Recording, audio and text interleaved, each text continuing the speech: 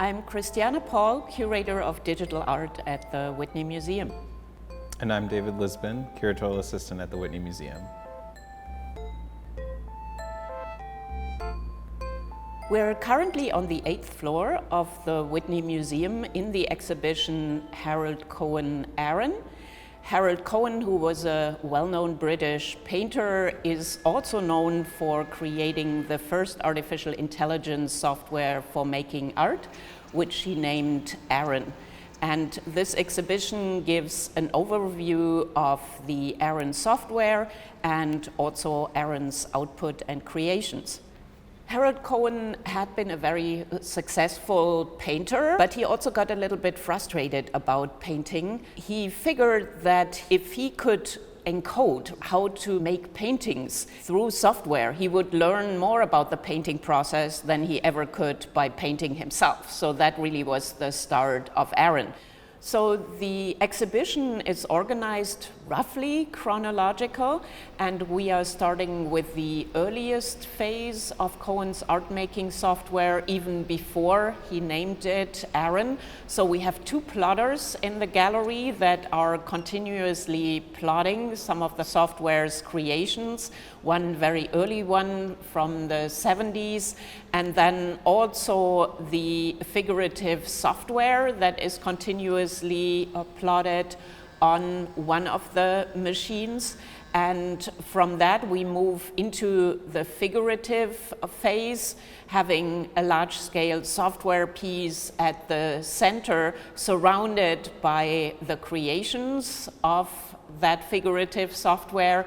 And in a final gallery you see a large-scale projection of the AARON software from around 2007 that shows you a jungle-like environment. So I think what is very important for people to understand about Harold Cohen's process is that his process was cumulative. In the early stages, when there were certain parts of the image that maybe couldn't be done by a machine, like the painting process. You know, Harold Cohen started by building drawing machines, and the drawing machines didn't paint, so Harold would paint. But when Harold got to a machine that could paint, he would just feed the sort of logic that he used to infill what the machine couldn't do over time as the machines became more advanced. Yeah, when Harold Cohen started making his work, it was the time of early symbolic AI. The AI of Harold's time in the early 70s was completely rule-based, and what Harold needed to do is basically set up the whole rule system for the software to execute. He started with those simple shapes that would create compositions, and as he moved into the figurative phase, he really needed to set rules for creating a figure, all the possibilities for poses that it could go through. The software understands that a face has a mouth and eyes and a nose, and it positions those proportionally in each and every one of those compositions in a new way. So AARON never repeats itself. Today's AIs are mostly statistical, so DALL-E and Midjourney and Stable Diffusion would be trained on massive data sets of images that are associated with text and then extrapolate and mash up those images. So a very different process where a lot more relies on the corporate engine. And I think to follow that up, these images are very specific because Harold was very specific about the rules that he put into his software. Some of the other softwares that Christiane mentioned, they produce images that feel like they exist in the uncanny valley. And I think for a lot of people, they make the mistake of assuming that when something is made by AI, it looks like it belongs in the uncanny valley. Harold Cohen's work definitely doesn't fall into the trap of the uncanny valley because it's deeply painterly. It does not try to create human likeness per se, but it operates within the parameters of painterly representation of a human figure or of an environment. So the important thing to understand is that Aaron really is software. People tend to couple it with the drawing machines or focus on those, but those are actually really just like today's printer. They are executing what the software tells them to do, and of course there's a process involved in that too, in terms of lifting a pen, lowering a pen. But what drives it is really the rule-based system of the software, and over the course of Harold's life, he would use different kinds of drawing or painting machines that have drivers that are executing whatever the Aaron software generates. In the center of our show, there's a section that is referencing the figurative phase of Harold Cohen's Aaron software. And you'll see a few of those works. One of them is behind me, but there's another work in this show called Susan with Plant, which is a great sort of example of Aaron's understanding of space and depth and composition. The other work that's in this gallery that's also from the figurative phase is the only work that we have in our show that was made by a painting machine. And this work, I think, is really important for viewers because it gives them an understanding that Harold Cohen achieved the goal that he had of making a software that could produce art all on its own. One of the nicest things about our exhibition is all of the ephemera that we have from Harold Cohen. This ephemera includes notebooks, sketches, personal drawings, and all of this work is evidence of his thought process across building multiple iterations of the Aaron software. The early sketchbooks, you can see Harold Cohen figuring out how to populate pixels, how to kind of create representational images, and how to make lines relate to one another. One of the other things that we have in our vitrines for this exhibition is a labeled body part map. Harold Cohen made detailed body part maps for every part of the human body so that he could teach his machine the relational distances between a wrist and an elbow, and a hand and a finger. The labeled body part map that we have on view is an arm, and it has all of these different points that are located across the arm that talk about that relationship. This map is really important because it gives us evidence for why Harold Cohen's drawings are so accurate consistently.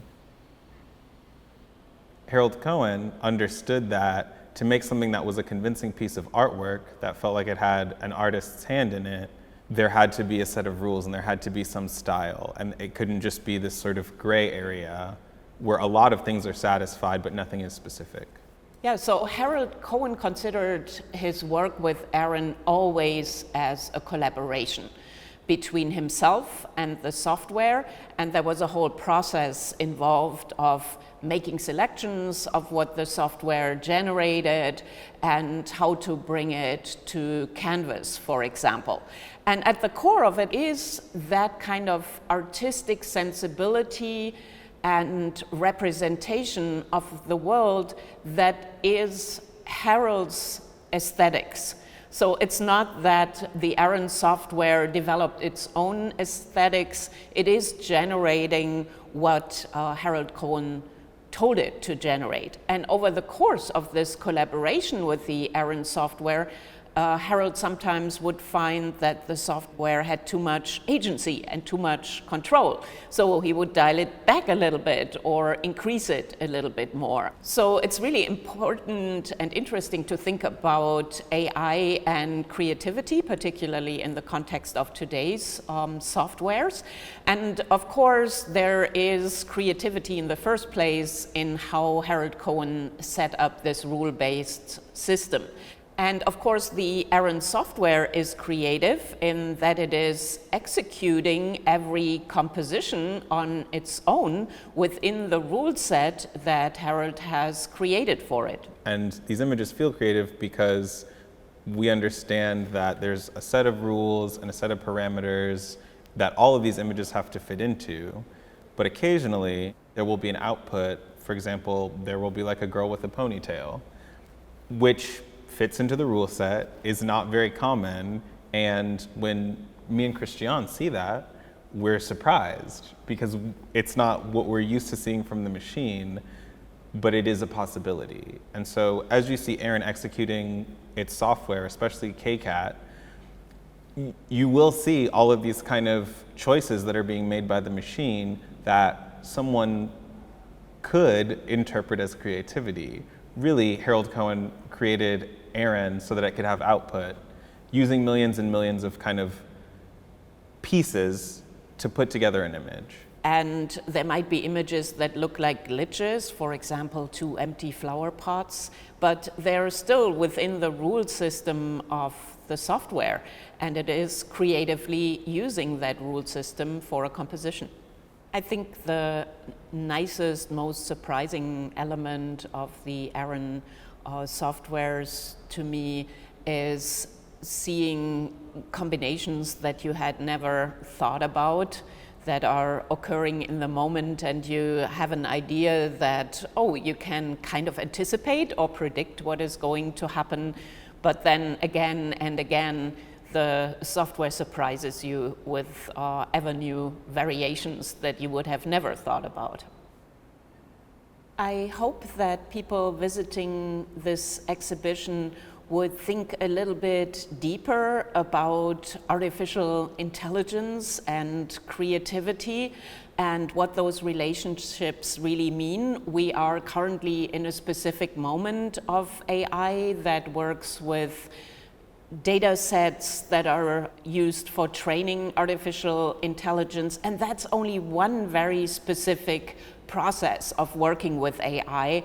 And I believe artificial intelligence can be a wonderful tool, and creativity can certainly play out within the realm of AI, but you have to consider different approaches and really think about where an artist's agency lies in the process, and Aaron gives us a very different perspective on that. I think, like Christiane, I hope that people will think deeper about what it means to use AI as a tool and not as a sort of solution. I think that a lot of people are under the misconception that a machine can just produce images with like a simple prompt, and I think while that is true, that's not producing art. Art is more about process and about a cumulative sort of body of work that's asking a question. And so hopefully people, in seeing Harold Cohen's robust sort of life's work of asking these questions, will begin to ask their own questions about how they can utilize all of the tools that we have now to say something new or interesting or important.